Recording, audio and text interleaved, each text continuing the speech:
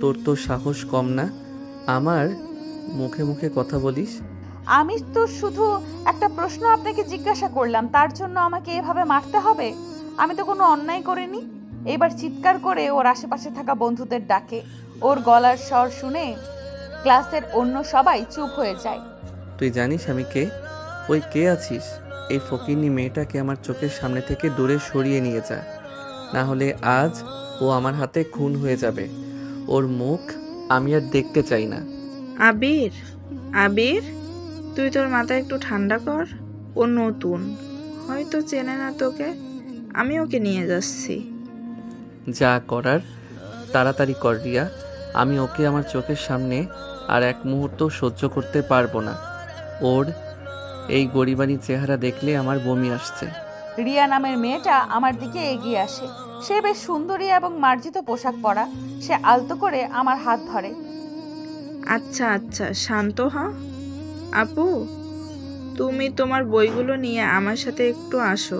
কেন? আমি আপনার সাথে যাব কেন? আর আপনি আমাকে নিয়ে কোথায় বা যাবেন? বেশি দূরে না, একটু ক্লাসরুমের বাইরে চলো। তোমার সাথে কিছু দরকারি কথা আছে। দয়া করে আমার সাথে চলো, নইলে পরিস্থিতি আরও খারাপ হবে। আচ্ছা চলুন। আমার ব্যাগ আর বইগুলো গুছিয়ে নেই। সবার সামনে এইভাবে মার খেয়ে আমার কান্না পাচ্ছে, কিন্তু নিজেকে সামলে নিয়ে মেয়েটার পিছু পিছু ক্লাসের বাইরে চলে আসি। বারান্দার এক কোণে এসে রিয়া দাঁড়ায়। আমাকে এখানে কেন আনলেন? আমি তো কোনো দোষ করিনি। তুমি কি এখানে নতুন এসে ভর্তি হয়েছো? আগে তো তোমাকে দেখিনি।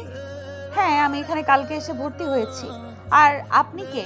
আর আপনি আমাকে আমার জায়গা থেকে উঠিয়ে এখানে নিয়ে আসলেন কেন? আমার তো ক্লাস করা দরকার। একটু হেসে নিজের পরিচয় দেয়। তার ব্যবহারে আবিরের মতো রুক্ষতা নেই। আমার নাম রিয়া, আমি এই শহরে থাকি। আবিরের বন্ধু আমি। কিন্তু আমার মনে হয় না আমি এর আগে তোমাকে এই শহরে কখনো দেখেছি। তুমি কি এই শহরে নতুন? হ্যাঁ, আমার বাড়ি যশোর। আগে একটা অন্য ভার্সিটিতে পড়তাম। কোনো এক কারণে সেখান থেকে এখানে চলে এসেছি।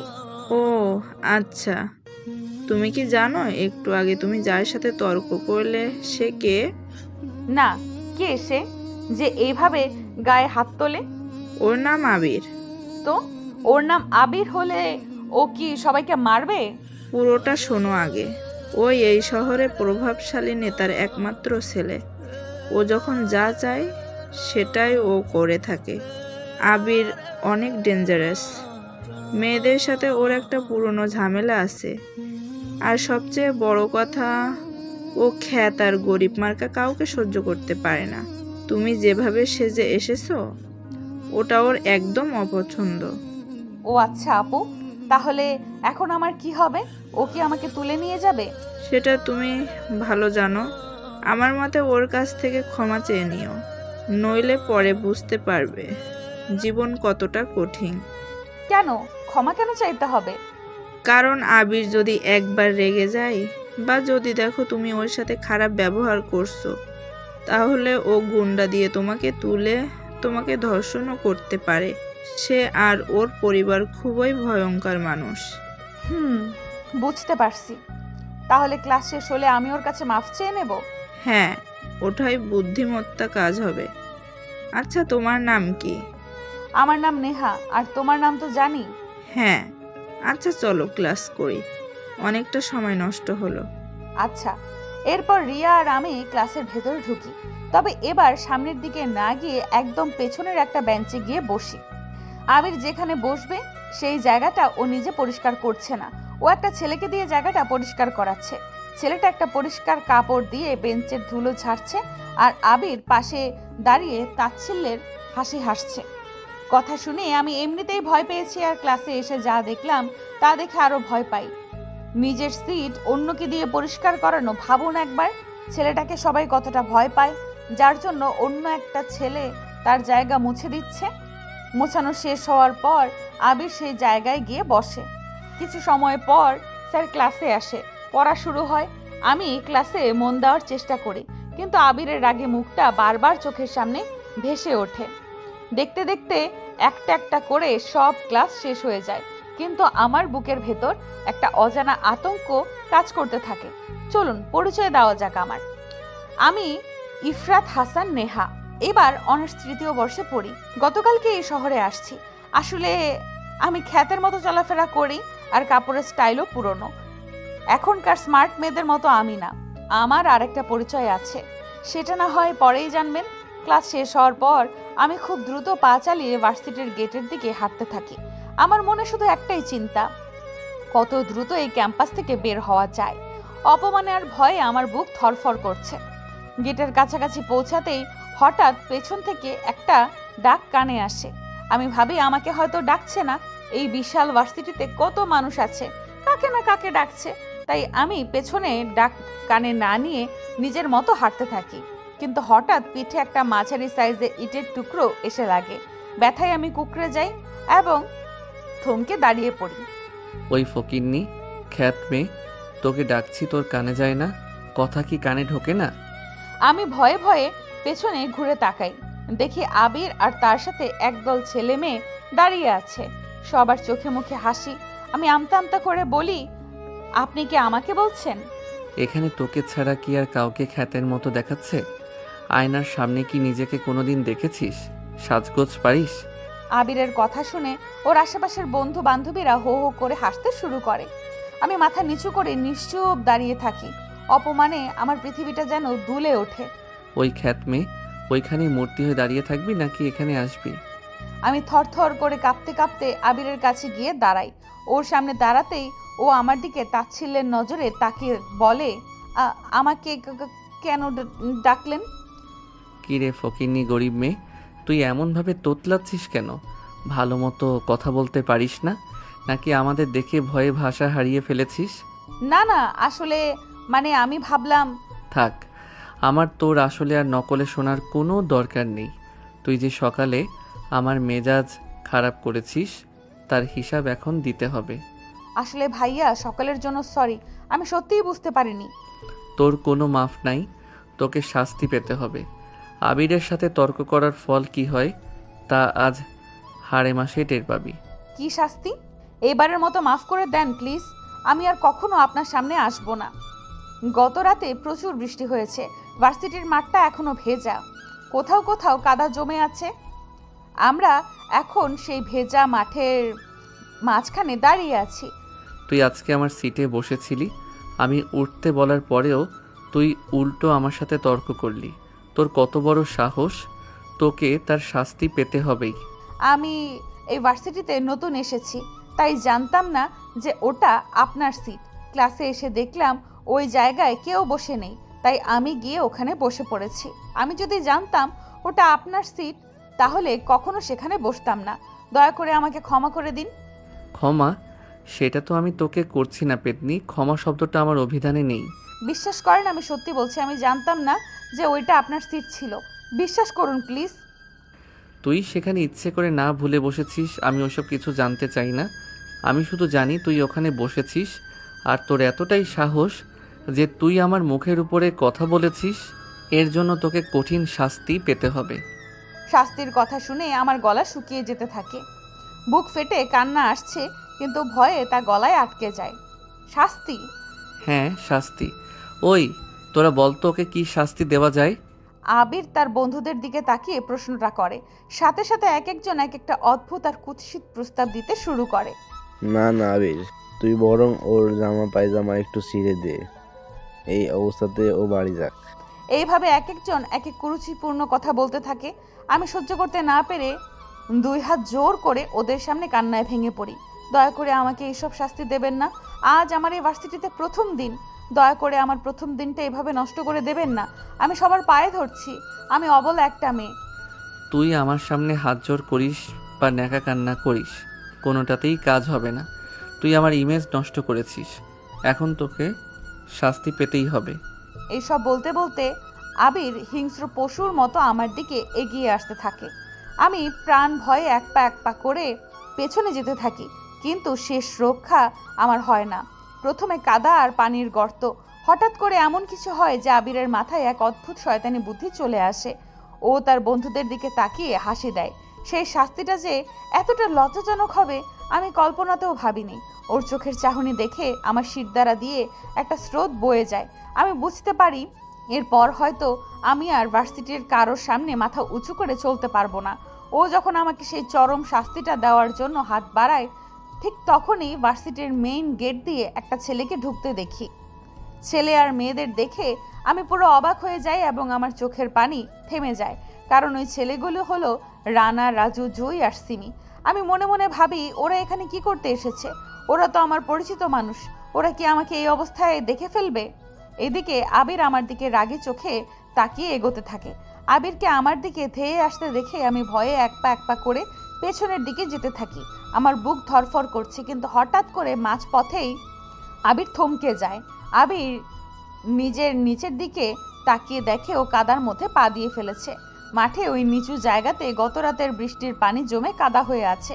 আবিরের দামি জুতো আর পা একদম কাদায় মাখামাখি হয়ে যায়। আগেই বলেছি যে কালকে রাতে বেশ বৃষ্টি হয়েছে, তাই মাঠের কিছু কিছু জায়গায় এখনও বেশ কাদা জমে আছে। আমি পেছনের দিকে যাওয়ার সময় কোনো এক কারণে বেঁচে গিয়েছি, কিন্তু ভুল করে আবির ওর পা ওই কাদার গর্তে দিয়ে ফেলে। এটা আবিরের জন্য ভুল হলেও আমার জন্য একটা বড় অপরাধ হয়ে দাঁড়ায়। ওর মতো বেয়াদব ছেলের পা কাদায় নোংরা হওয়া মানেই আমার বিপদ আরও বেড়ে যাওয়া। আবিরের পায়ে কাদা লেগে গিয়েছে দেখে সেখানে থাকা ওর সব বন্ধু বান্ধবরা হো হো করে হাসতে শুরু করে দেয়। হা হা, ঠিক বলেছিস রিয়াদ। আবিরের এই দশা দেখে আমার একটা প্রবাদ মনে পড়ে গেল। কি প্রবাদ? নিজের পায়ে নিজেই কোড়াল মারা। হৃদয়ের এই কথা শুনে সবাই আবিরের ওপর আবার হাসতে শুরু করে। এদিকে আবির রাগে আর অপমানে মাথা নিচু করে দাঁড়িয়ে থাকে। হৃদয়ের বলা প্রবাদটি শুনে আমার খুব হাসি পায়। আমি নিজেকে নিয়ন্ত্রণ করতে না পেরে হঠাৎ ফিক করে হেসে দেই। আমার মুখে হাসির শব্দ পাওয়া মাত্রই আবির নিচ থেকে মাথা নিচু করে হিংস্র পশুর মতো আমার দিকে তাকিয়ে ঠাস করে একটা চড় মারে। তারপর বলে, খুব হাসি পাচ্ছে না তোর? দাঁড়া, দেখাচ্ছি তোকে মজা। আবির এগিয়ে এসে আমার গালে পরপর দুটো চড় মারে। আমাকে এইভাবে মার খেতে দেখে গেটের কাছে দাঁড়িয়ে থাকা জুই, রাজু, রানা আর সিমি যখন দৌড়ে আমার দিকে আসতে যায়, তখন আমি হাত উঁচিয়ে তাদেরকে ইশারায় থামিয়ে দেই। তারা আমার ইশারা পেয়ে সবাই ওখানে থমকে দাঁড়িয়ে যায়। ওরা বুঝতে পারে আমি এখন ওদের সামনে আসতে মানা করছি। না না, আমি হাসছিলাম না তো। হাসছিল তো ওনারা, আমি শুধু দেখছিলাম। তাহলে কি আমি ভুল শুনেছি? তুই হাসিসনি? হতে পারে আপনি ভুল শুনেছেন, আমি কেন হাসবো? তুই কি বোঝাতে চাস আমি কানে ভুল শুনি? আজকে তোর জন্য আমার পায়ে কাদা লেগেছে। আমি কি করলাম? আপনি তো আমাকে ধরতে আসছিলেন, তাই তো আপনার পায়ে কাদা লাগলো। এখানে আমার দোষ কোথায়? চুপ, একদম চুপ। তোর জন্য যেমন আমার পায়ে কাদা লেগেছে, তাই তুই নিজে আমার পা মুছে দিবি। এটাই তোর আজকের শাস্তি। কিন্তু আমি তো কিছুই করিনি। আপনি তো হাঁটতে গিয়ে। আবার আমার মুখে মুখে তর্ক করিস? বুঝেছি, তোকে এভাবে বললে হবে না। অন্য সবার মতোই তোকেও শক্ত হাতে শিক্ষা দিতে হবে। আবির একবার চিৎকার করে ওঠে। আমি ভয়ে একদম কুঁকড়ে যাই। না না, আপনি আমাকে আর মাইরেন না বা কিছু করেন না। আমি আপনার পা আর জুতো মুছে দিচ্ছি। তাড়াতাড়ি কর, দেরি আমার একদম সহ্য হয় না। আপনি একটু অপেক্ষা করেন, আমি কোথাও থেকে একটা কাপড়ের টুকরো নিয়ে আসি, তারপর আপনার পা পরিষ্কার করে মুছে দিচ্ছি। কাপড়ের টুকরো আনার কোনো দরকার নেই, অত সময় আমার হাতে নেই। তাহলে আমি আপনার পা আর জুতো মুছবো কি করে? কাপড় ছাড়া তো কাদা পরিষ্কার হবে না। কেন? তোর মাথায় এত বড় বড় চুল আছে না? চুল দিয়ে মুছে দিবি। চুল দিয়ে? নিজের চুল দিয়ে আপনার কাদা মাখা জুতো মুছবো? হ্যাঁ, গ্রামের খ্যাতমে হয়ে এত বড় বড় চুল রেখেছিস কেন? কখনো তো এইগুলো কাজে আসে না। তোকে তো সুন্দর লাগে না, এই স্টাইল করে বাঁধি শোনাই। আজকে তোর এই চুল দিয়ে আমার পা আর জুতো মুছে দে। অন্তত তোর চুল আজকে তোর কোনো একটা উপকার করবে। কথাটা বলে আবির হাসতে শুরু করে। ওর বন্ধুরা সবাই আমার চুলের দিকে তাকিয়ে হাসতে থাকে। ও পাশে থাকা আমার সঙ্গীরাও রাগে কাঁপছে। আবিরের কথা শুনে আমি সাথে সাথে বলি, না না, আমি আমার চুল দিয়ে আপনার পা আর জুতো মুছে দিতে পারবো না। কি পারবি না মানে? কত বড় সাহস তোর! দাঁড়া, দেখাচ্ছি। ওই তোরা ওকে ধরতো। কেন রে? ওর মতো গ্রাম্য আনস্মার্ট মেয়েকে ধরে কি করব? ওকে ধরলে তো আমাদের হাত নোংরা হয়ে যাবে। রিয়া আর তুই দুইজনে মিলে ওকে নিচু করে জাতা দিয়ে ধরবি, আর একজন ওর চুল দিয়ে আমার পা আর জুতো মুছে দিবি। এটাই ওর আজকের পাওনা। আজকের মতো মাফ করে দিন, দয়া করে আমাকে ছেড়ে দিন। আমি মিনতি করি কিন্তু আবিরের কানে তা ঢোকে না। ও যেন আজ আমাকে চরমভাবে অপমান করার পণ করে নামছে। এই 2 বছরে কারো কোনোদিন সাহস হয় নাই আমার মুখের উপরে কথা বলার, আর ওর কত বড় সাহস আজকে এসে আমার মুখের উপর কথা বলে। ওকে তো এর শাস্তি পেতেই হবে। ওই তোরা ওকে ধর। আবিরের কথা শুনে আমি সেখান থেকে দৌড়ে পালানোর চেষ্টা করি কিন্তু শেষ রক্ষা হয় না। আমার মতো সাধারণ মেয়ের পক্ষে 3-4 জন সুঠাম দেহের ছেলের হাত থেকে বাঁচা সম্ভব হয় না। অনেক হৃদয় আর মামুন আমাকে ধরে ফেলে। তারপর যা হওয়ার তাই হয়। আমাকে জোর করে হৃদয় আর মামুন আবিরের পায়ের সামনে মাথা নিচু করে ধরে রাখে। আমি শত চেষ্টা করেও ওদের বাঁধন থেকে নিজেকে মুক্ত করতে পারি না। আর মিম আমার যত্নে বড় করা বড় চুলগুলো মুঠো করে ধরে আবিরের পা আর জুতো পরিষ্কার করে দেয়। এইসব দেখে ওদিকে রাজু, রানা, সিমি আর জুই রাগে চোখ লাল করে ফেলে, কিন্তু আমি হাতের ইশারা দিয়ে কিছু বলতে মানা করে দিয়েছি, তাই ওরা কিছু করে না। ওরা শুধু দাঁড়িয়ে থাকে। এটা দেখে ভার্সিটির সবাই হাসতে শুরু করে। মানুষের এই নিষ্ঠুর হাসি আমার কানে গরম পানির মতো লাগে। আবিরের জুতো পরিষ্কার হয়ে যাওয়ার পর ওরা আমাকে ছেড়ে দেয় আর আমি মাথা নিচু করে নিজের বইগুলো মাটি থেকে তুলে হাতে নিয়ে সেখান থেকে চলে আসতে থাকি। আসার সময় সবাই আমাকে দেখে দেখে টিটকারি দেয় আর হাসে। আমি চলে আসার সময় আবির পেছন থেকে উচ্চস্বরে আমাকে বলে, আজকের মতো এইটুকু করে ছেড়ে দিলাম খ্যাতমে। এরপর যদি আর কোনোদিন তুই আমার মুখের উপর কথা বলিস তাহলে তোকে আর এইভাবে অপমান করে ছেড়ে দিব না, তখন আরও কঠিন কিছু হবে। কথাটা মনে রাখিস। আবিরের এইটুকুন কথা শোনার পরে আমি সেখান থেকে চোখের পানি মুছতে মুছতে চলে আসি। অন্যদিকে আমি যাওয়ার পর আবির ওর বন্ধু বান্ধবীদের সাথে গোল করে বসে আড্ডায় মেতে ওঠে। হ্যাঁ আবির, সত্যি দেখ অনেক ভালোই লাগছে। মেয়েটার দেমাগ একদম মাটিতে মিশে গেছে। ওই ফকিন্নির বাচ্চা ফকিন্নি এখন বুঝবে ও কার সাথে তর্ক করছে। ওর কত বড় সাহস! ও প্রথম দিনই ভার্সিটিতে এসে আমার সাথে তর্ক করে আর আমার জায়গায় বসে। এইবার বুঝবে কত ধানে কত চাল। হ্যাঁ চল। সবাই যার যার মতো বাড়িতে চলে যায় আর আমি মাথা নিচু করে বের হয়ে মেসে চলে আসি। আমার পেছন পেছন রাজু, রানা, জুই আর সিমিও আসে। আমি কোনো মতে বইগুলো নিজের পড়ার টেবিলে রেখে দিয়ে আয়নার সামনে গিয়ে দাঁড়াই আর নিজের চুল দেখতে থাকি। আমার লম্বা চুলের গোছা জুড়ে শুধু আবিরের পা আর জুতোর কাদা লেগে আছে।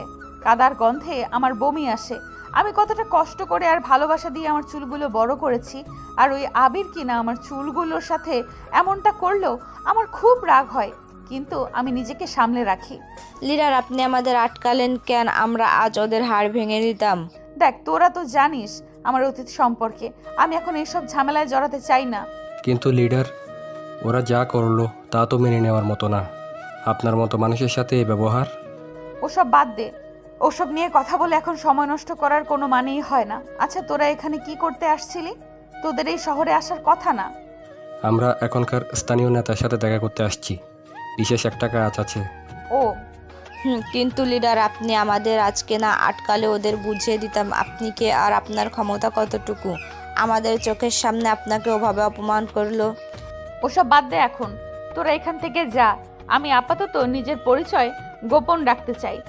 না, আমরা যাব না। আজকে থেকে আমরা আপনার সাথে থাকব। আপনার নিরাপত্তার দেখভালের দায়িত্ব আমাদের। কিন্তু আমি এখন যেইভাবে আছি সেইভাবে তোরা থাকতে পারবি? আমি এখানে একটা সাধারণ মেয়ের বেশে আছি। কিন্তু লিডার, আপনার জন্য আমরা সব পারবো। আপনি যেভাবে বলবেন সেভাবেই থাকবো। আচ্ছা, তাহলে কথা দে, আজকে থেকে তোরাও আমার মতো খ্যাত সেজে থাকবি। কেউ যদি আমাকে অপমান করে বা গালি দেয়, আমি যতক্ষণ তোদের কিছু করতে মানা করব ততক্ষণ তোরা কিচ্ছু করবি না। তোরা কি পারবি এই ধৈর্য ধরতে? আচ্ছা ঠিক আছে আপু, আপনি যখন বলছেন তখন তাই হবে। পরের দিন সকালে ঘুম থেকে উঠে তৈরি হয়ে ভার্সিটিতে যাই।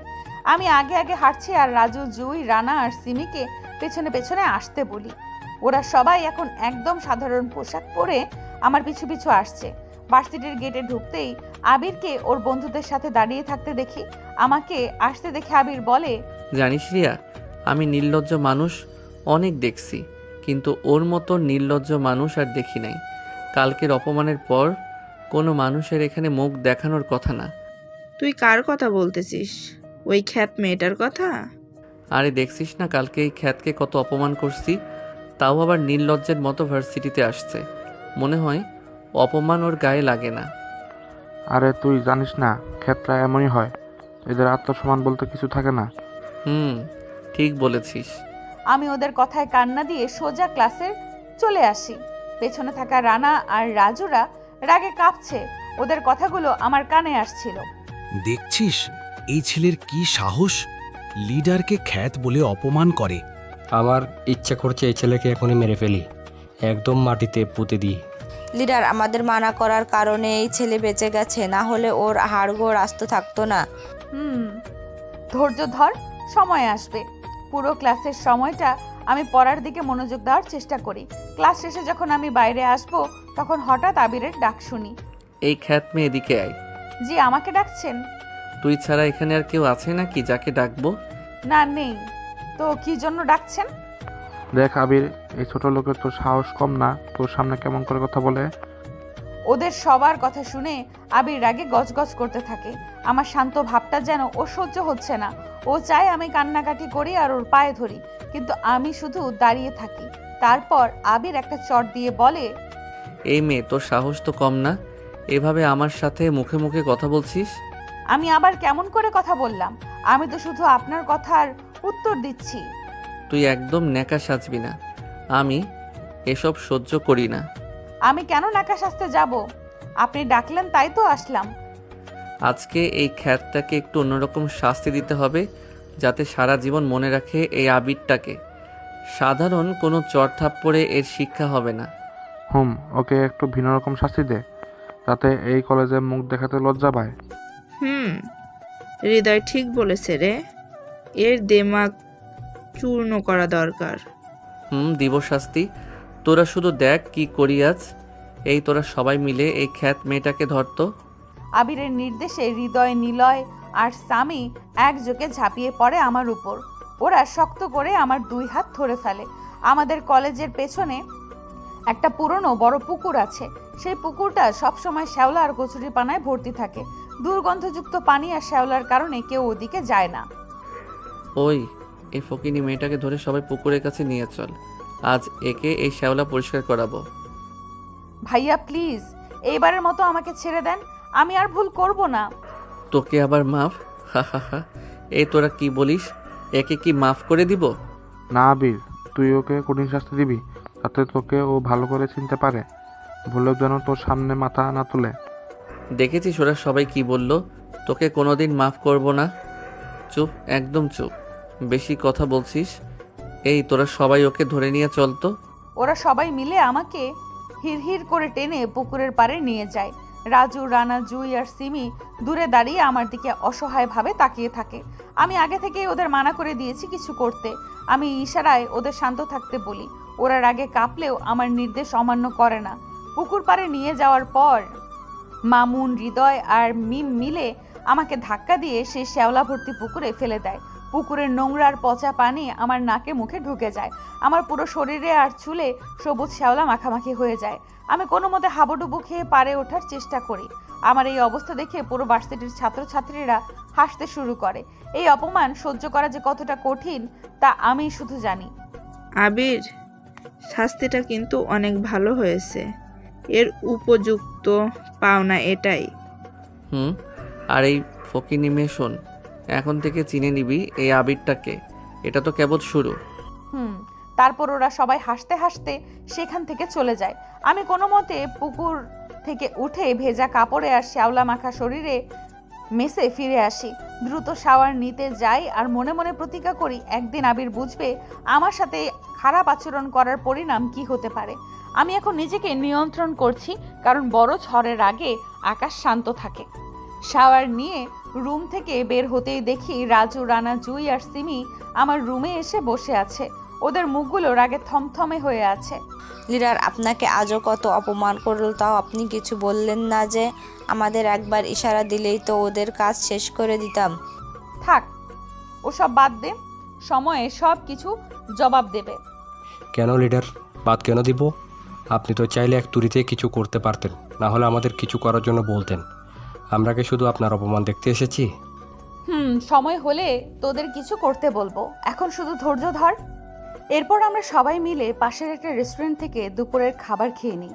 কিছুক্ষণ আড্ডা দিয়ে মনটা হালকা করার চেষ্টা করি। বিকেলে একা একটু পার্কে ঘুরতে যাই। সেখানে একটা বেঞ্চে বসে 5 বছর আগের কথা ভাবতে থাকি। মনে মনে বলতে থাকি কত সুখী ছিলাম আগে, নিজের পরিবার নিয়ে, আর এখন কেউ নেই পাশে। এক বুক হাহাকার নিয়ে সন্ধ্যা হয়ে গেলে বাসায় চলে আসি। রাতে হালকা কিছু খাবার খেয়ে শুয়ে পড়ি। অপমানে আর ক্ষোভে পরের 2 দিন আমি ভার্সিটিতে যাই না। 3 দিনের দিন একটু গুছিয়ে নিয়ে আবার যাই। ভার্সিটিতে গেট দিয়ে ভেতরে ঢুকতেই আবিরের ডাক কানে আসে। ওই মেয়েদিকে আয়। কি বললেন? এদিকে আসতে বললাম না? কানের মাথা খেয়েছিস নাকি? আমি ওখানে যেতে পারবো না, কিছু বলার থাকলে এখানে এসে বলেন। আমার উত্তর শুনে আবিরের দলবল চমকে যায়। ওরা ভাবেনি আমি আবার এভাবে কথা বলবো। দেখ আবির, এত শাস্তি দেওয়ার পরও ওই মেয়ের কোনো লজ্জা নেই। এখনো তোর মুখে মুখে কথা বলে, এর পা ভেঙে দেওয়ার দরকার। মুখে মুখে কথা বলার জন্য ওর গালে কয়েকটা কষিয়ে থাপ্পড় মার, দেখবি পরে আর কথা বের হবে না, মুখটা বন্ধ হয়ে যাবে। ঠিক বলেছিস রিয়া, আজ এর মুখ চিরকালের জন্য বন্ধ করব।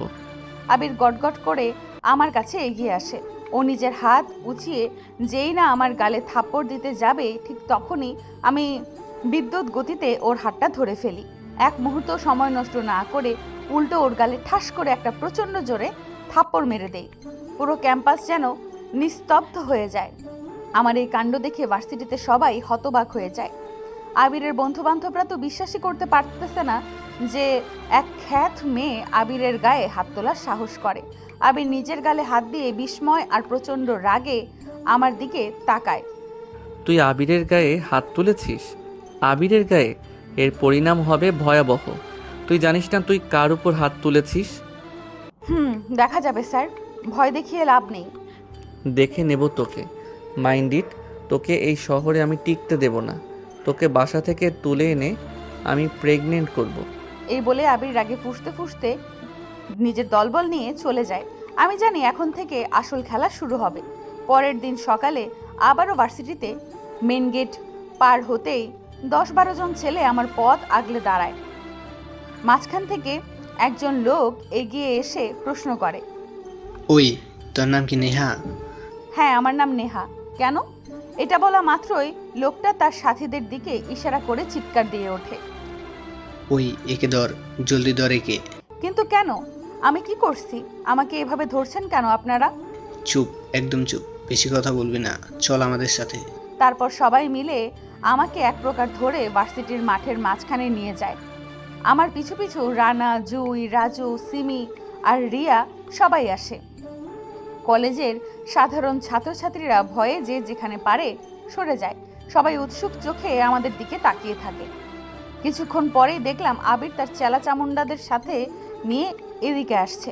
আমার কাছে আসতেই আবির তাচ্ছিল্যের হাসি দেয়। বলেছিলাম না তোকে দেখে নিব। এই আবিরের গায়ে হাত তোলার সাহস কিভাবে পেলি তুই? তুই শুধু একটা ছেলে হয়ে এতগুলো লোক দিয়ে আমাকে মারবি? তোর হাসি এখন খুঁজেও পাওয়া যাবে না। আজ দেখবি এই আবিরের গায়ে হাত তোলার পরিণাম, আর বুঝতে পারবি এই আবির কত ভয়ঙ্কর হতে পারে। দেখবো। আজ তুইও দেখবি আমি কত ভয়ঙ্কর হতে পারি। দেখা যাবে। আরে তোরা দাঁড়িয়ে আছিস কেন? ওর গা থেকে জামা খোল। জি স্যার। বলা মাত্রই লোকগুলো আমাকে ঘিরে ধরে, জামা খোলার চেষ্টা করে। বাধা দেওয়ার কারণে মারতে থাকে। কিল, চর, লাথি অনবরত আমার গায়ে পড়ছে। ওরা সবাই মারছে আর এদিকে আমি হাসছি। আমার হাসি দেখে লোকগুলো আরো ক্ষেপে যায়। শুয়ারের বাচ্চার মেয়ে, তোকে এত মারি তাও হাসছিস, তোর কি ব্যথাবোধ নেই? কথাটা বলেই একটা লোক সজোরে আমার পিঠে এক লাথি মারে। আমি কিছুটা দূরে গিয়ে ছিটকে পড়ে যাই। তৎক্ষণাৎ উঠে দাঁড়িয়ে গায়ের ধুলো ছেড়ে বলি, আমি তো এখনো অ্যাকশন শুরুই করিনি। তুই আবার কি অ্যাকশন শুরু করবি? হা হা হা। তা তো তোরা এখনই দেখতে পাবি। দেখবো। এই যা তো, এর অ্যাকশনটা দেখে আয় তো। ছেলেটা যেই না আমার কাছে আসে অমনি আমি জোরে একটা লাথি দেই। ছেলেটা সোজা উড়ে গিয়ে ওই লোকগুলোর গায়ের উপর পড়ে। আমার এমন মার দেখে পুরো ভার্সিটির সবাই আমার দিকে স্তব্ধ হয়ে তাকিয়ে থাকে। আবির তো পুরো অবাক হয়ে থমকে যায়, ওর চোখ কপালে ওঠে। লোকগুলো ধস্তাধস্তি করে উঠে দাঁড়িয়ে পড়ে বলে লোকগুলো আমার দিকে আসতে থাকে। ঠিক তখনই আমি, জুই, রানা, রাজু আর সিমিকে রেডি থাকতে বলি। ওরা আমার কাছে আসতে যাওয়ার আগেই রাজু, রানা, জুই আর সিমি ওদের সামনে চলে আসে। এই তোরা আবার কারা? সামনে থেকে সর, আমাদের কাজ করতে দে। না সরব না। তুই কি করবি? তবে রে বা দেখ তাহলে মজা। বলে লোকগুলো আমাদের উপর ছাপিয়ে পড়ে। তারপর শুরু হয় আসল মারপিট। আমি, রাজু, রানা, সিমি আর জুই মিলে সবাইকে ধোলাই দেই। আমাদের এক একটা ঘুষি আর লাথিতে লোকগুলো উঠতে থাকে। আমরা 5 জন মিলে সবাইকে মারতে মারতে প্রায় আধমরা করে ফেলি। আমাদের লড়াই দেখে পুরো ভার্সিটির সবাই ভয়ে আর বিস্ময়ে বলতে শুরু করে 5টা রয়্যাল বেঙ্গল টাইগারও বাঘিনী আসছে। কেউ কাছে আসার সাহস পায়নি। মারা শেষ হলে আমি আবিরের কাছে গিয়ে দাঁড়াই। ওর মুখ এখন ফ্যাকাশে হয়ে গেছে। আমি চাইলে তোকেও মারতে পারতাম, কিন্তু তোকে মারিনি, কারণ তুই একটা লুজার বলে, আর আমি লুজারদের গায়ে হাত তুলি না। আবির কাঠ হয়ে দাঁড়িয়ে থাকে, ওর মুখ দিয়ে কোনো কথা বের হয় না। তারপর আমরা সবাই ওখান থেকে লোকগুলোকে টেনে নিয়ে হাসপাতালে দিয়ে আসি এবং সরাসরি মেসে চলে আসি। এইদিকে রিয়া বারান্দায় দাঁড়িয়ে ভাবতে থাকে, কে এই নেহা, যার গায়ে কিনা এত শক্তি, আর এই ছেলেগুলোই বা কারা? ওরা কেন নেহাকে লিডার বলছে? এইদিকে আবিরও ঘরে বসে ভাবছে, ওই খ্যাত মেয়েটার কাছে এত শক্তি আসলো কিভাবে? আর এই লোকগুলোই বা আমার লোকদের কেন মারলো, আমাকে অপমান করলো সবার সামনে? আমি এর প্রতিশোধ নেবই নেব। অন্যদিকে আমরা সবাই দুপুরের খাবার খেয়ে আড্ডা দিচ্ছি। তখন রানা গম্ভীর গলায় প্রশ্ন করে, লিডার, আপনি তো এই ছেলেকে আরও আগে উচিত শিক্ষা দিতে পারতেন, কিন্তু কিছু বলেননি কেন এতদিন? ও আমার মরা মা বাবাকে গালি দিছে, তাই আজ আর নিজেকে আটকে রাখতে পারিনি। ও আচ্ছা লিডার, একটা কথা বলি। বল। লিডার, আপনি তো আগে কোনো লোক আপনাকে খারাপ কিছু বললে আপনি কাউকে ছাড় দিতেন না, কিন্তু এই ছেলেকে কেন এত ছাড় দিলেন? তোরা তো জানিস রাজ আমাকে কি বলেছে। রাজের দেওয়া ওই কথাটার জন্যই আমি নিজেকে শান্ত রাখি। কেউ যদি কিছু বলে তা সহ্য করে নেই শুধু রাজের কারণে, কিন্তু এই ছেলে আমাকে বাধ্য করছে মারামারি করতে। আমি রাজের কথা রাখতে পারলাম না। জানি না রাজ আমাকে মাফ করে কিনা। ঠিক আছে, আমি শুধু এইটুকু চাই রাজ যেন আমায় মাফ করে দেয়। আর এইদিকে রাতে আবিরের বাবা যখন বাসায় ফেরে তখন আবিরকে সোফাতে বসে থাকতে দেখে। সে ড্রিঙ্কস করছে। আবিরের বাবা ঘরে ঢুকে আদুরে গলায় ডাক দেন, আমার ছেলেটা কি করে? কিছু না। কি হয়েছে, মন খারাপ নাকি? বাবা, ওই মেয়েটার জন্য আমার সব শান্তি চলে গেছে। ওই নেহা আমাকে কত অপমান করছে, আজ সবার সামনে আমার গায়ে হাত তুলেছে। তো ওর জন্য তো লোক পাঠালাম, ওরা কি ওকে শিক্ষা দেয়নি? তোমার লোক কিছুই করতে পারিনি বাবা, উল্টো মার খেয়ে ফিরে এসেছে। মানে কি বলছিস সব? আমার বাছাই করার লোকগুলোকে একটা সাধারণ মেয়ে মেরে তাড়িয়ে দিল? বাবা, ও একা না, ওর সাথে আরো কয়েকজন ছিল। তারপর আবির তার বাবাকে মাঠের সব ঘটনা খুলে বলে, কিভাবে লোকগুলোকে আমরা মেরে হাসপাতালে পাঠিয়েছি। সব শুনে আবিরের বাবা রাগে ফেটে পড়েন। কি, এই মেয়েগুলোর এত বড় সাহস আমার এলাকায় থেকে আমার লোকের গায়ে হাত দেয়? বাবা, আমি ওরে ছাড়বো না। ঠিক আছে, তুই চিন্তা করিস না। কালকে আমি নিজেই ভার্সিটিতে যাব আর দেখবো কোন মেয়ের এত বড় সাহস যে আমার ছেলের গায়ে হাত তোলে। ওকে বাবা। পরের দিন সকালে ঘুম থেকে উঠে আমি ঠিক করি আজ আর আগের মতো থাকবো না। অনেকদিন নিজেকে লুকিয়ে রেখেছি, আজ একটু স্টাইলিশ হয়ে ভার্সিটিতে যাব বলে রেডি হচ্ছি। আলমারি থেকে আমার সবচেয়ে প্রিয় পোশাকগুলো বের করি। আয়নার সামনে দাঁড়িয়ে নিজেকে দেখি। আগের মতো সেই ঢিলে ঢালা খ্যাত 3 পিস না, আগে সাদা শার্ট আর কালো প্যান্টের মেয়েদের প্যান্ট পরি, সাথে পায়ে দেই দামি সাদা লেডিস ক্যাটস। চুলগুলো স্টাইল করে বেঁধে নিলাম, সাজলাম বেশ কিছু সময়। নিজের চেহারার আসল সৌন্দর্য আজ ফুটে ওঠে। ঘর থেকে বের হতেই জুই, রানা, রাজু আর সিমি হা করে আমার দিকে তাকিয়ে থাকে। তাই নাকি? হোম লিডার, আপনাকে দেখলে যে কোনো ছেলে প্রেমে পড়ে যাবে। একদম ক্রাশ ম্যাটেরিয়াল লাগছে আজ আপনাকে। মুহূর্তেই আমার মনটা খারাপ হয়ে যায়, কারণ রাজের কথা মনে পড়ে যায়। রাজের স্মৃতিগুলো বড় কষ্টের। রাজু আর রানারা হয়তো আমার মনের অবস্থা বুঝতে পারে। রানার সাথে সাথে মাথা নিচু করে। সরি লিডার, আমি ইচ্ছা করে বলিনি। আচ্ছা ঠিক আছে, শোন, এখন কাজের কথা শোন। একটা খুব জরুরি কাজ করতে হবে। বলেন লিডার, কি কাজ করতে হবে? আমরা তৈরি আছি। আমাদের দলের সব লোকদের আসতে বল, সবাইকে বল অস্ত্র ছাড়াই আসতে, কিন্তু সাথে যেন অন্তত 15টা দামি গাড়ি থাকে। দামিগুলো নিয়ে ভার্সিটির গেটের সামনে অবস্থান নিতে বল। আচ্ছা লিডার, কিন্তু হঠাৎ কেন ওদের আসতে বলছেন লিডার? কোনো বড় হামলা হবে? আজ আমি আমার আসল রূপ সবাইকে দেখাবো। অনেক অপমান সহ্য করছি, মানুষ আজ জানবে আসলে কে এই নেহা। আমার আভিজাত্য আর ক্ষমতা আজ সবাই দেখবে। আচ্ছা ঠিক আছে লিডার, আমি এখনই সবাইকে খবর দিচ্ছি। তারপর আমি ভার্সিটিতে চলে আসি। ভার্সিটির গেট দিয়ে ঢোকার সময় দেখি সব ছেলে মেয়ে আমার দিকে অবাক হয়ে তাকিয়ে আছে। গতকাল তারা আমার ভয়ঙ্কর মারপিটের রূপ দেখেছে, আর আজ দেখছে আমার স্টাইলিশ আর দামি লুক। কেউ বিশ্বাসই করতে পারছে না এটা সেই গরিব খ্যাত মেয়েটা এইভাবে এসেছে। আমি যখন ক্লাসে ঢুকতে যাব তখনই দেখি আবিরের বন্ধুরা দল বেঁধে এদিকে আসছে। তাদের সাথে রিয়াও আছে। আমি ভাবলাম আজ হয়তো আবার কোনো ঝামেলা হবে, কিন্তু রিয়া আমার কাছে এসে ধীর গলায় ডাক দেয়, নেহা। আমি মনে মনে ভাবি কি ব্যাপার, আজকে এই ছোট লোকটাকে এইভাবে ডাকছে কেন, যাকে কিনা প্রতিদিন অপমান করা হয়। রিয়া আজ অনেক শান্ত, তো কি জন্য ডাকছেন? সরি নেহা, আসলে আমার তোমার কাছে মাপ চাইতে আসছি। আমরা এতদিন তোমার সাথে অনেক খারাপ ব্যবহার করছি। আমাদের মূর্খতা আমাদের অন্ধ করে রাখছিল। প্লিজ আমাদের মাফ করে দাও। আরে ছোট লোকদের কাছে মাফ চাইলে তো আপনাদের প্রেস্টিজ পাংচার হয়ে যাবে। নেহা, ওরা ঠিক বলেছে, ওরা অনুতপ্ত, ওদের মাফ করে দাও। আমি একটু সময় নিয়ে আমার দলের দিকে তাকাই। তোরা কি বলিস? আচ্ছা ঠিক আছে, মন থেকে তোদের মাফ করে দিলাম। ঠিক আছে, অনেক হয়েছে, আজকে থেকে আমরা সবাই ফ্রেন্ড। আচ্ছা ঠিক আছে, অতীত ভুলে যাই ভালো। আচ্ছা নেহা, একটা কথা বলি, মনে কিছু নিবি না তো? বল, কি বলতে চাস? তুই আসলেই কে? মানে এই যে তুই এত স্টাইলিস্ট হয়েও কেন এতদিন খ্যাতের মতো চলাফেরা করতে, আর তুই মেয়ে হয়ে এমন ছেলেদের মতো চলছিস কেন? তোর গায়ে এত শক্তি আসলো কিভাবে? এই এরাই বা কেন তোকে লিডার লিডার বলে ডাকছে? সব জানতে পারবি, রহস্য বেশি দিন থাকবে না, শুধু কিছুক্ষণ অপেক্ষা কর, সব উত্তর সামনে আসবে। আচ্ছা ঠিক আছে, তোর উপর ভরসা রাখছি। তারপর আমরা সবাই মিলে একসাথেই ক্লাসে যাই।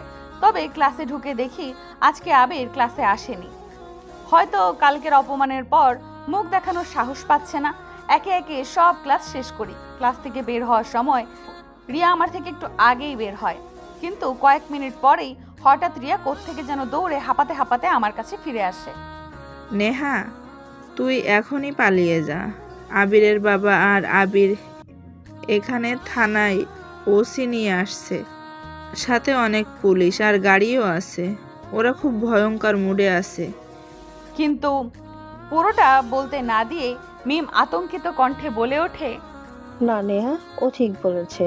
আবিরের বাবা খুবই ভয়ানক লোক, আবিরও খারাপ। তুই ভার্সিটির পেছনের দিক দিয়ে এখনই পালিয়ে যা, পুলিশ ধরলে আর রক্ষা পাবি না।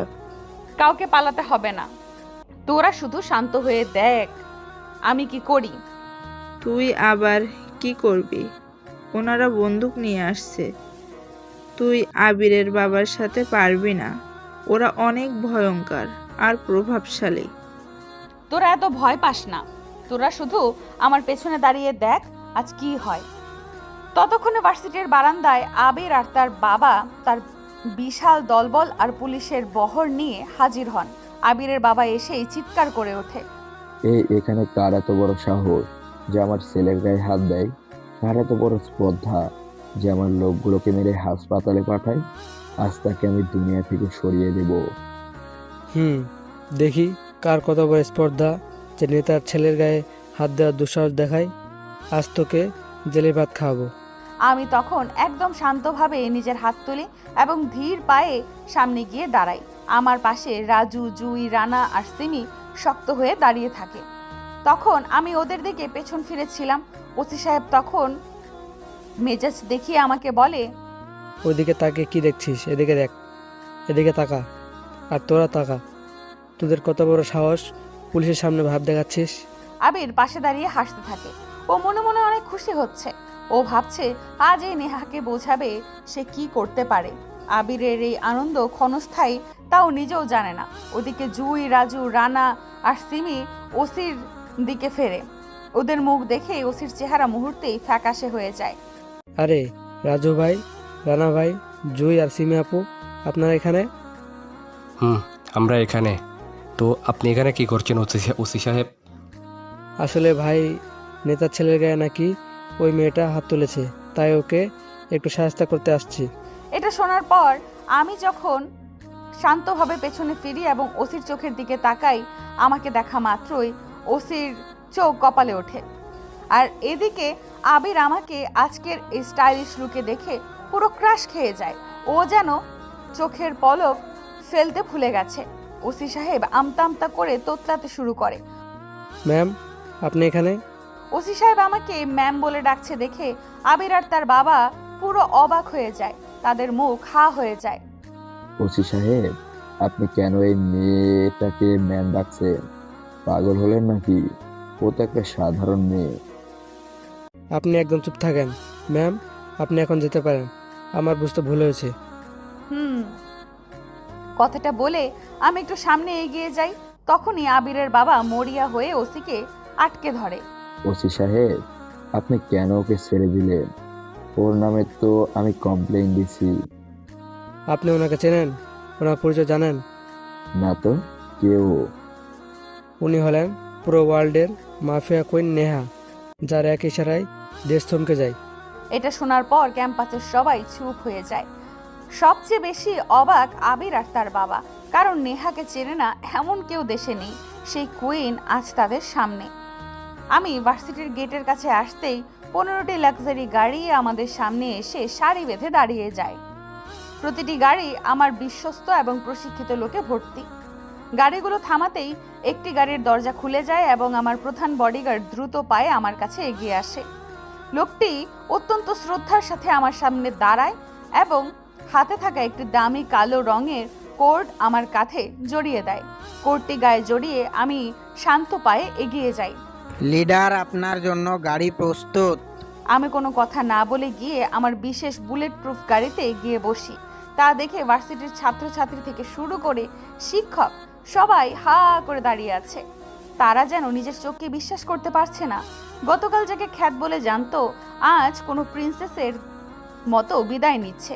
এরপর আমার গাড়ির আগে 7টি এবং পেছনের 7টি চলতে শুরু করে। আমার গাড়িটি থাকে ঠিক মাঝখানে। ভার্সিটির চত্বর কাঁপিয়ে আমি আমার বাসার দিকে চলে যাই। আমি চলে যাওয়ার পর ওসি সাহেব কিছুক্ষণ চুপ করে থেকে আবিরের বাবার দিকে তাকিয়ে দীর্ঘশ্বাস ফেলে বলে, আপনার ভাগ্য ভালো যে উনি আপনাকে আর আপনার ছেলেকে আজ কিছু বলেনি। না হলে নেহার সাথে কেউ খারাপ কথা বললে বা বেয়াদবি করলে সাধারণত সে আর বেঁচে থাকে না। আপনারা আজ জমের দুয়ার থেকে ফিরে আসছেন। আবির ও তার বাবা একদম চুপ হয়ে যায়। বলতে গেলে পুরো ভার্সিটি এখন নিস্তব্ধ, কারণ নেহার মতো আন্ডারওয়ার্ল্ড কুইনকে তারা স্বচক্ষে দেখতে পাবে তা কেউ কল্পনাতেও ভাবেনি। যারা এতদিন আমাকে তুচ্ছ তাচ্ছিল্য করেছে, তাদের সবার বুক এখন ভয়ে দুরুদুরু করছে। ওসি আবার গম্ভীর গলায় বলে, আপনার আর আপনার ছেলের কপাল ভালো যে আজ রক্তের বন্যা বয়ে যায়নি। ওনার ক্ষমতা সম্পর্কে আপনার কোনো ধারণা নেই। আবির আর তার বাবা তখনও স্তব্ধ হয়ে দাঁড়িয়ে থাকে। তাদের মুখে কোনো কথা নেই। আর শোনেন, আমাকে এরপর থেকে এমন উল্টাপাল্টা ঝামেলা ডাকবেন না। এখন আমি যাই। তারপর ওসি তার পুলিশ বাহিনী নিয়ে ওখান থেকে চলে যায়।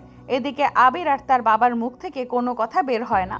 অপমানে আর ভয়ে তারা কোনো মতে ওখান থেকে বাড়ির দিকে রওনা দেয়।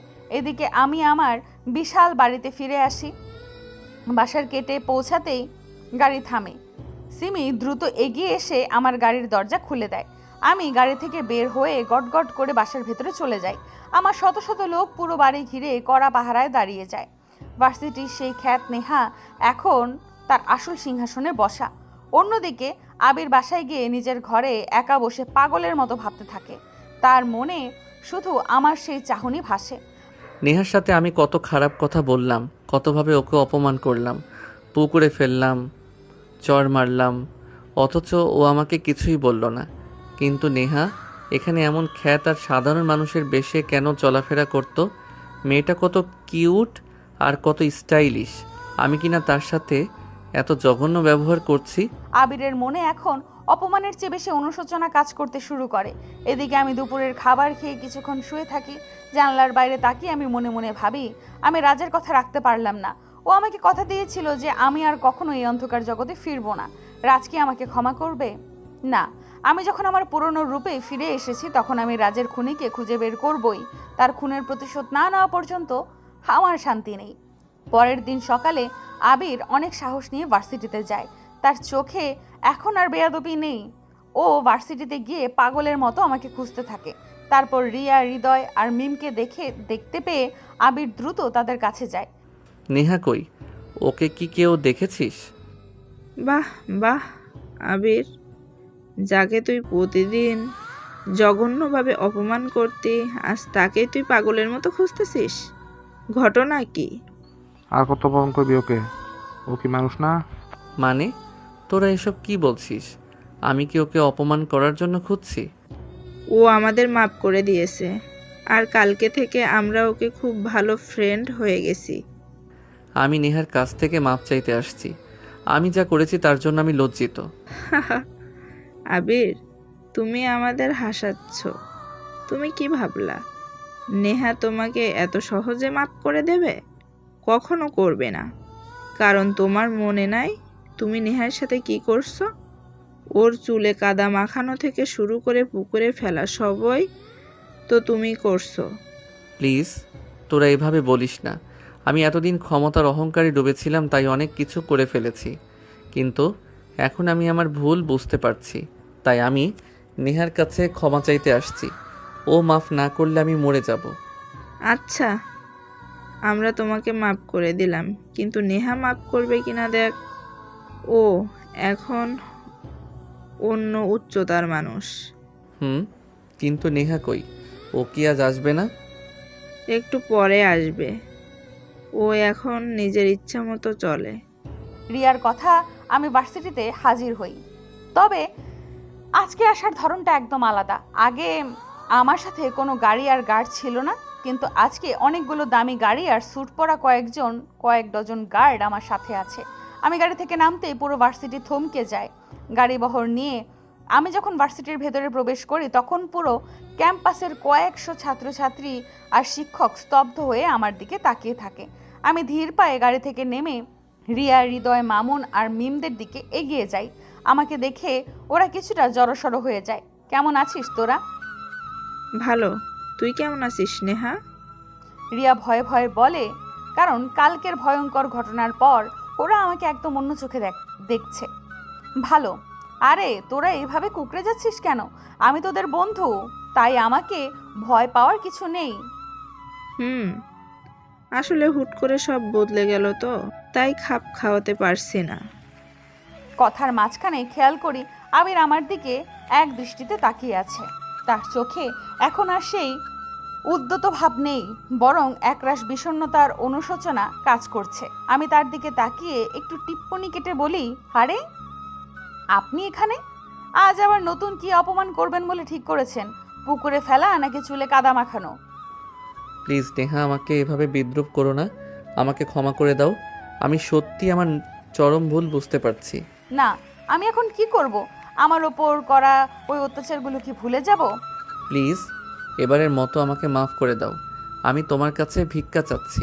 আবির হঠাৎ আমার হাত জড়িয়ে ধরে বলে, আরে আপনি এই ছোট লোকটার হাত কেন জড়িয়ে ধরছেন? এই হাত ধরলে তো আপনার রাজকীয় হাত নোংরা হয়ে যাবে। আমি সত্যি মন থেকে ক্ষমা চাইতে আসছি নেহা। আসলে ছোটবেলায় মা মারা যাওয়ার পর বাবা আমাকে অনেক আদরে বড় করেন। আমি যা চাইতাম বাবা তাই মেনে নিত। আমি যা বলতাম তাই হতো। তাই আমি যখন যা ইচ্ছা হতো তাই করতাম। এভাবেই আমি আস্তে আস্তে অন্ধ আর খারাপ হয়ে যাই। আজ আমি আমার ভুল বুঝতে পারছি, দয়া করে আমাকে ক্ষমা করো। আবির আমার হাত ধরে কান্না করতে করতে কথাগুলো বলে। নেহা, আবির ঠিক বলেছে। ও ওর ব্যবহারের জন্য সত্যিই লজ্জিত। ওকে মাফ করে দে। আবিরের কান্না সবার অনুরোধ দেখে আমার মন কিছুটা নরম হয়। প্রতিশোধ নেওয়ার চেয়ে ক্ষমা করে দেওয়া অনেক বড় গুণ। আচ্ছা ঠিক আছে, অতীত ভুলে গিয়ে তোমাকে মাফ করে দিলাম। সত্যি বলছিস? হুম। তাহলে আজকে থেকে আমরা ফ্রেন্ড? আচ্ছা ওকে। আচ্ছা নেহা, একটা কথা বলি, তুমি কিছু মনে করবে না তো? বলো। তুমি যদি আন্ডারওয়ার্ল্ডের এত বড় কুইন হয়ে থাকো, তাহলে প্রথমে তুমি কেন এভাবে নিজেকে লুকিয়ে সাধারণ খ্যাত পোশাকে চলাফেরা করছিলে? আমি দীর্ঘশ্বাস ফেলে আকাশের দিকে তাকাই। আমার চোখের সামনে পুরনো সব স্মৃতি ভেসে ওঠে। আমি ধীর কণ্ঠে বলতে শুরু করি, আচ্ছা তাহলে শোনো, সব কিছুর পেছনে একটা গল্প থাকে। 5 বছর আগের কথা। আমি তখন শহরের মাফিয়াদের কুইন। পুরো ওয়ার্ল্ডের আন্ডারওয়ার্ল্ডের সবাই এক নামে আমাকে চিনত। একদিন আমি রাস্তা দিয়ে হেঁটে যাচ্ছি, তখন দেখি একটা ছেলেকে কিছু গুন্ডা টাইপের ছেলে মারছে। দৃশ্যটা দেখে আমার মাথা গরম হয়ে যায়। আমি সেখানে গেলাম। আমার সাথে তখন রাজু, রানা, জুই আর সিমিও ছিল। ওদের কাছে যেতেই আমাকে দেখে আনাস নামের একটা ছেলে ঘাবড়ে যায়। লিডার, আপনি এখানে? তোর এত বড় সাহস, আমার এলাকায় একটা ছেলেকে মারছিস?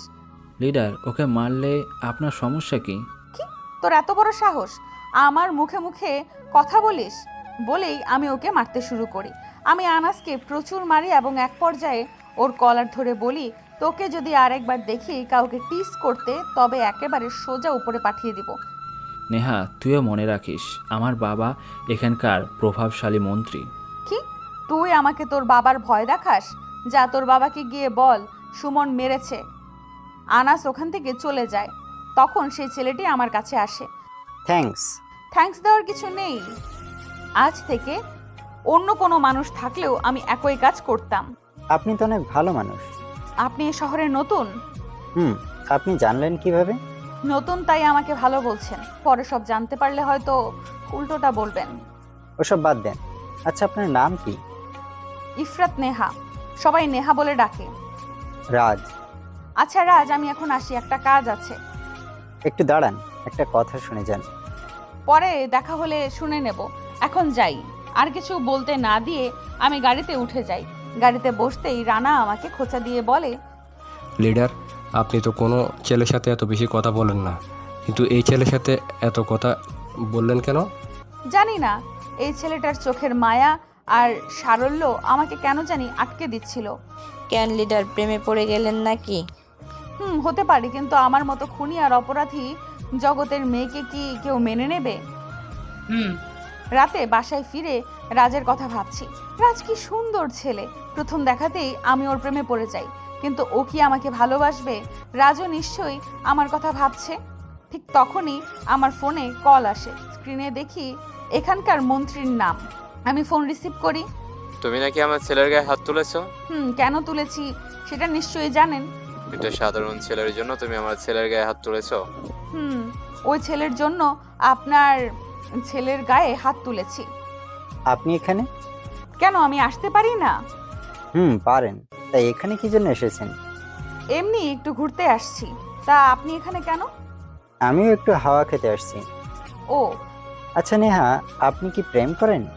আমার মতো মেয়ের সাথে আবার প্রেম করবে? সত্যি আপনি প্রেম করেন না? আপনি? তারপর রাজ হঠাৎ আমার হাত ধরে যা বলল তা শুনে তো আমি পুরো অবাক হয়ে যাই। রাজ হঠাৎ আমার হাত দুটো নিজের হাতের মুঠোয় নিয়ে নেয়।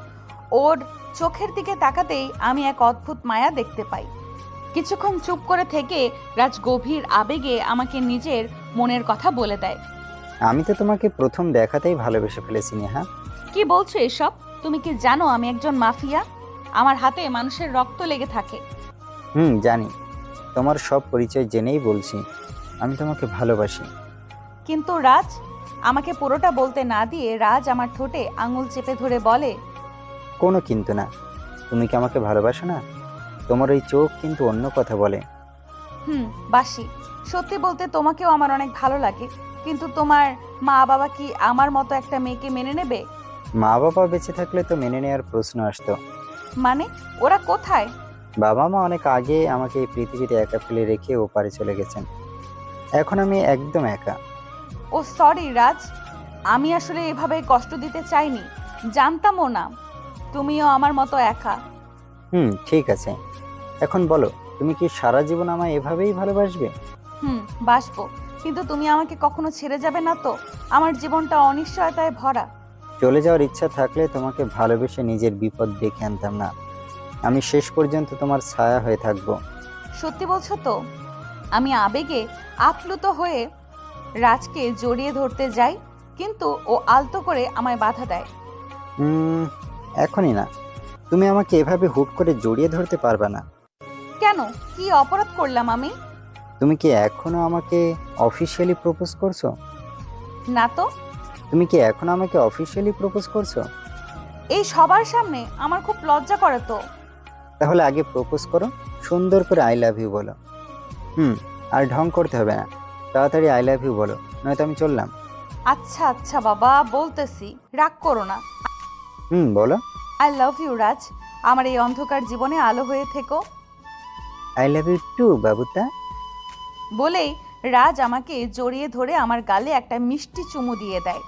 ঠিক তখনই আমাদের ব্যক্তিগত মুহূর্তের মাঝে রানা বাগড়া দেয়। ও আড়াল থেকে উকি দিয়ে হাসতে হাসতে বলে, লিডার, আপনি রোমান্স করেন, আমরা বরং একটু আশপাশ থেকে ঘুরে আসি, আপনাদের ডিস্টার্ব করে লাভ নেই। রানার কথা শুনে রাজ লজ্জায় আমার বুকে মাথা লুকায়, ওর কান দুটো লাল হয়ে যায়। আচ্ছা যা, কিছুক্ষণ পর আমি কল দিয়ে তোদের ডাকবো, এখন ভাগ এখান থেকে। বলেই ওরা হাসতে হাসতে চলে যায়। ওরা যা বললো তা কি সত্যিই হবে? কি হবে? ওই যে রোম্যান্স। যা দুষ্টু, শুধু বদমাশি বুদ্ধি মাথায়। আচ্ছা চলো, ওই দূরের বেঞ্চটায় গিয়ে বসি, ওখানে ভিড় কম। চলো। আমরা পার্কের এক কোণে একটা পুরনো বেঞ্চে গিয়ে বসি। রাজ আমার কাঁধে মাথা রাখে। কিছুক্ষণ নীরবতার পর রাজ আমায় প্রশ্ন করে, আচ্ছা তোমাকে একটা কথা বলি নেহা। বলো, শুনছি। তুমি এই গুন্ডামি বা মাফিয়াগিরি কেন করো? তুমি তো চাইলে অনেক ভালো মানুষও হতে পারতে। মেয়ে এই পথে আসলে কেন? সেটা অনেক বড় আর যন্ত্রণার কাহিনী, শুনবে সেই ইতিহাস? বলো।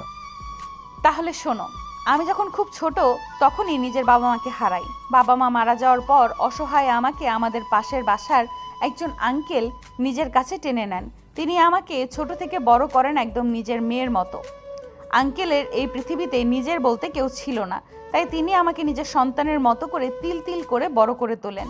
আমাকে martial art, fighting, fire shooting সব কিছু শেখাতে সাহায্য করে। এইভাবেই আমি বড় হতে থাকি।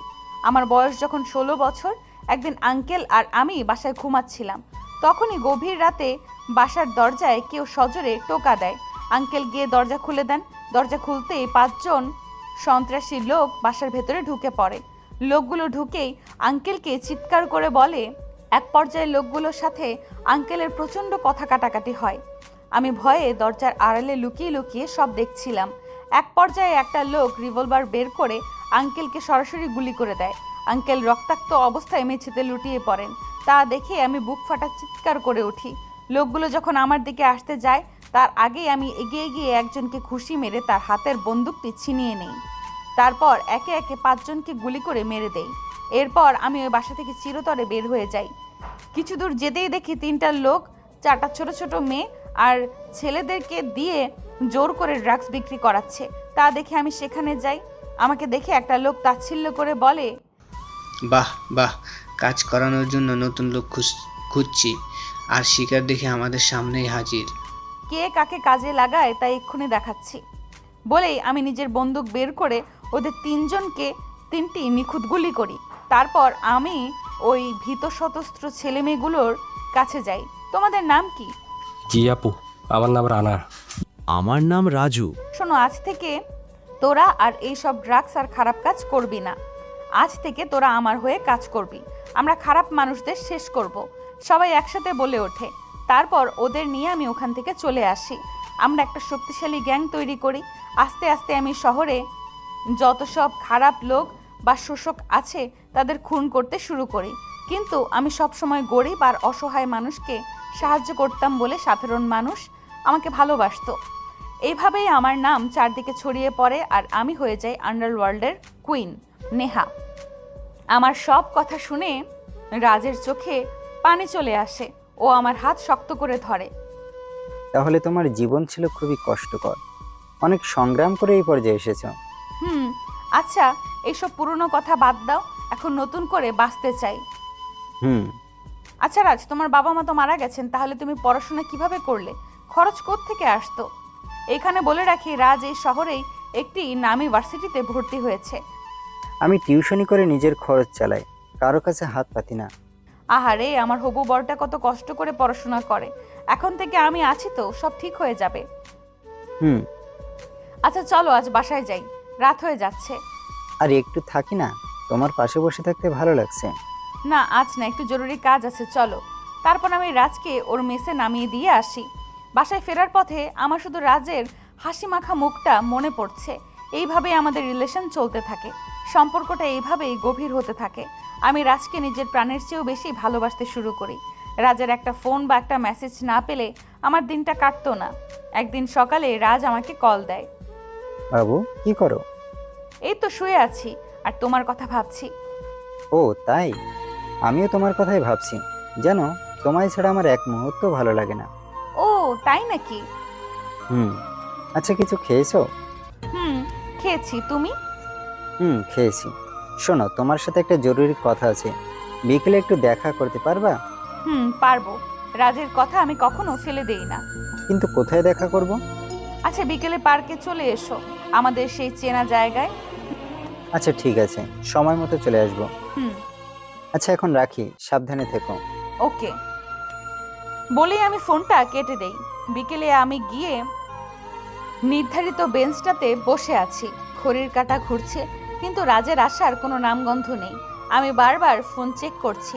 অনেকক্ষণ একা বসে থাকার পর হঠাৎ দেখি রাজ আসছে। রাজকে দেখে আমি এক মুহূর্তের জন্য চোখ ফেরাতে পারি না।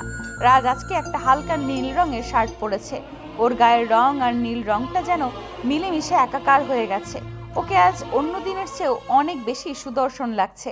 আমি এক ধ্যানে ওর দিকে তাকিয়ে থাকি। রাজ আমার কাছে এসে লাজুক হাসে। এভাবে তাকিয়ে কি দেখছো? আমি স্বর্গ থেকে নেমে আসা কোনো রাজপুত্র দেখছি। এখানে রাজপুত্র আসবে কোত্থেকে? তুমিও না নেহা? কেন বাবু, তুমি কি রাজপুত্রের চেয়ে কম নাকি? আমার কাছে তো তুমিই সব। যা দুষ্টু, শুধু মিষ্টি কথা বলে আমার ভোলাও। রাজ লজ্জা পেয়ে আমাকে জড়িয়ে ধরে আমার বুকে মাথা লুকায়। হয়েছে, আর লজ্জা পেতে হবে না।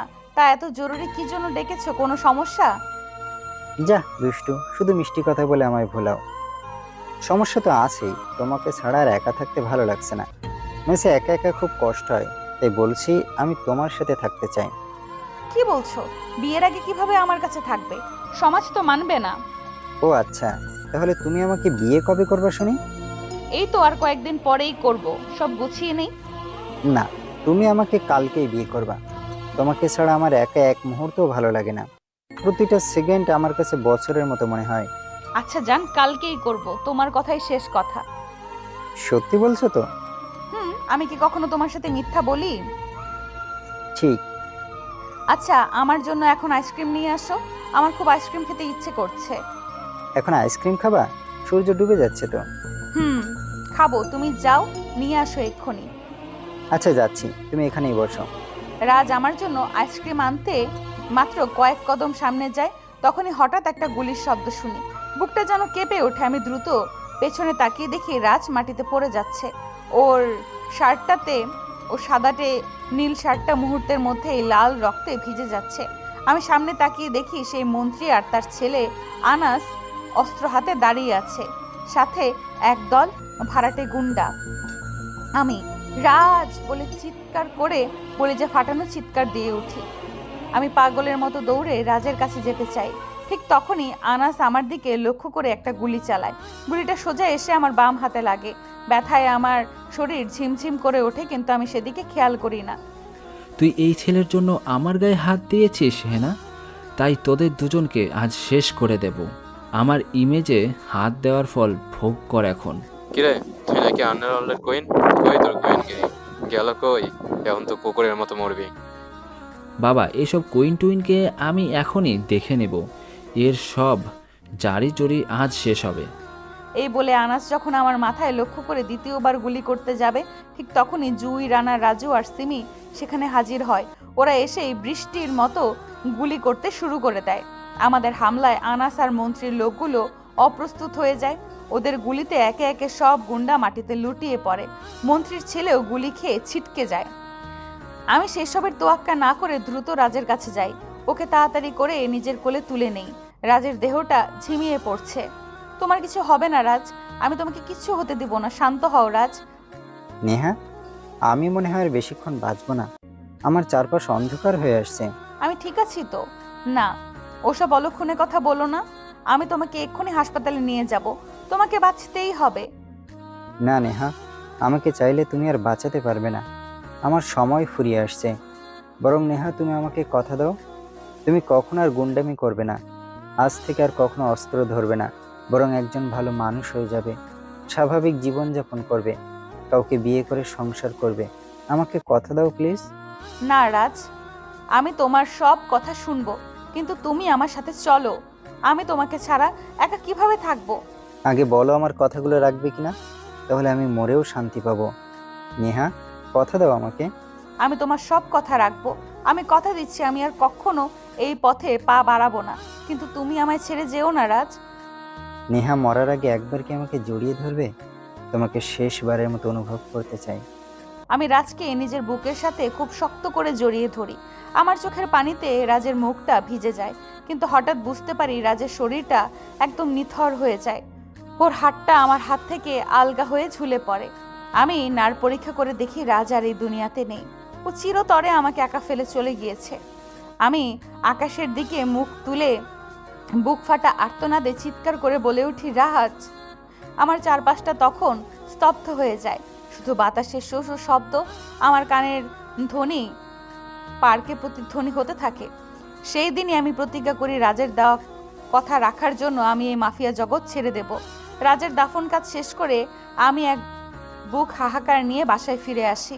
বিশাল বাড়িটা রাজের স্মৃতিতে যেন আমাকে গ্রাস করতে চায়। রাজের কবরের মাটি লেগে থাকা হাত দুটো ধুয়ে আমি বিছানায় এলিয়ে পড়ি। মনে মনে রাজকে বলতে থাকি, রাজ, তুমি তো আমাকে বলেছিলে যে কখনো আমায় ছেড়ে চলে যাবে না, তাহলে আজ কেন এভাবে একা ফেলে চলে গেলে? আমি তো তোমাকে ছাড়া এক মুহূর্তও থাকতে পারি না। নেহা, আমি কখনো তোমাকে ছেড়ে যাব না। সব সময় তোমার ছায়া হয়ে পাশে থাকবো। তবে আমাকে কিন্তু তোমার দেওয়া কথাগুলো রাখতে হবে, মনে থাকবে তো? কল্পনায় রাজের কণ্ঠস্বর শুনতে পারছি। আমি সব কথা রাখবো। এই সব কথা বলে আমি চিৎকার দিয়ে ঘুম থেকে জেগে উঠি। তাকিয়ে দেখি ঘড়িতে রাত 2টা বাজে। অবশ্যই বিছানার চারপাশে হাতড়ে দেখি কেউ নেই। তাহলে আমি এতক্ষণ স্বপ্ন দেখছিলাম? রাজের সেই চেহারাটা মনে পড়তেই আবার আমার চোখ ভিজে ওঠে, কান্নায় বুক ফেটে যায় আমার। পরের দিন আমি রাজের শেষ ইচ্ছা পালন করার সিদ্ধান্ত নেই। যশোর শহরের ওই ঘটনা আর মাফিয়া জগৎ ছেড়ে আমি বিদেশে পাড়ি জমাই। দীর্ঘ 5 বছর পর দেশে ফিরে আসি একদম সাধারণ মানুষ হিসাবে বাঁচবো বলে। এই ভার্সিটিতে ভর্তি হই নিজের পরিচয় লুকিয়ে। মারামারি আর রক্তপাত পুরোপুরি ছাড়ার জন্য আমি খ্যাত সেজে থাকার চেষ্টা করি। কিন্তু আবির, তুমি আমাকে সেই শান্তিতে থাকতে দিলে না। আমার জীবনের এই করুণ ইতিহাস শুনে রিয়া, হৃদয় আর এমনকি আবিরও ডুকরে কাঁদছে। পুরো পরিবেশটা বিষণ্ণতায় ভারী হয়ে ওঠে। আমাকে মাফ করে দাও নেহা, আমি সত্যি অনেক বড় অপরাধ করছি। আমি জানতাম না তোমার হাসি খুশি চেহারার পেছনে এত বড় কষ্টের পাহাড় জমে আছে। মাফ তো করেই দিয়েছি। আমি এখন বাসায় যাই। কেন, আর একটু থাক না আমাদের সাথে? না রে, পুরনো কথা মনে পড়ে মনটা খুব খারাপ হয়ে গেছে। এখন একা থাকা দরকার। আমি ধীর পায়ে ভার্সিটি থেকে বাসায় ফিরে আসি। রাতে আবির তার ঘরে একা বসে ভাবতে থাকে। তার মনে অদ্ভুত এক আলোড়ন তৈরি হয়। নেহাকে যে আমি মনে মনে ভালোবেসে ফেলেছি, তা যদি এখন বলি তাহলে কি ও আমায় গ্রহণ করবে? আমি কি পারবো ওর জীবনে সেই রাজের জায়গাটুকু পূরণ করতে? যা হওয়ার হবে, কাল আমি ওকে মনের সব কথা খুলে বলবই। পরের দিন সকালে ভার্সিটিতে যেতেই আবির আমার পথ আগলে দাঁড়ায়। ওর চোখে আজ অস্থিরতা। নেহা, তোমার সাথে আমার একটা খুব জরুরি কথা আছে। কি কথা বলো? তুমি কি আমাকে রাজের শূন্যস্থান পূরণ করার একটা সুযোগ দিবে?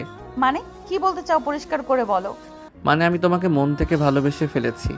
তুমি কি আমাকে রাজের মতো করে একটু ভালোবাসা দেবে? না, এ কখনো সম্ভব না। আমি রাজ ছাড়া আর কাউকে এই হৃদয়ে জায়গা দিতে পারবো না।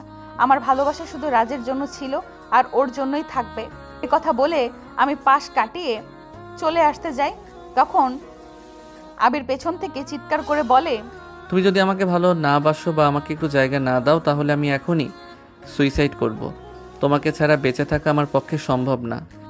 আমি কোনো কথা না বলে বাসায় চলে আসি। বাসায় এসে বিছানায় শুয়ে পড়ি আর ভাবতে থাকি আমি শুধু রাজকে ভালোবাসি, আর কাউকে ভালোবাসা আমার পক্ষে সম্ভব না।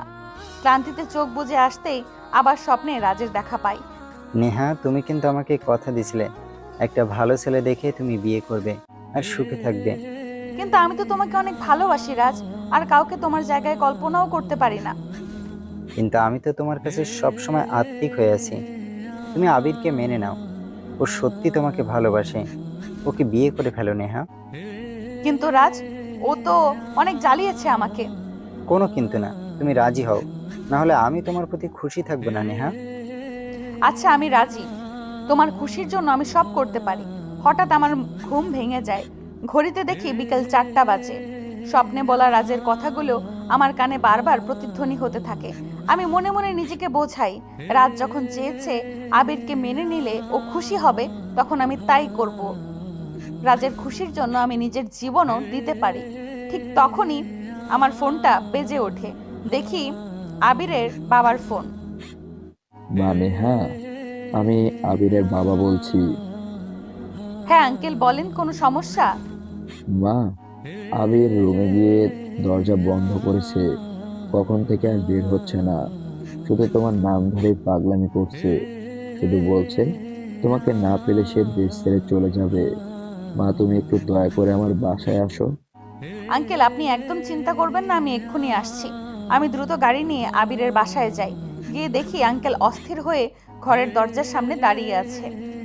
নেহা, তুমি আসো, ও দরজা খুলছে না। আঙ্কেল, আপনি নিচে যান, আমি দেখছি ব্যাপারটা। সাবধানে থেকো। এই বলে আঙ্কেল নিচে চলে যায়।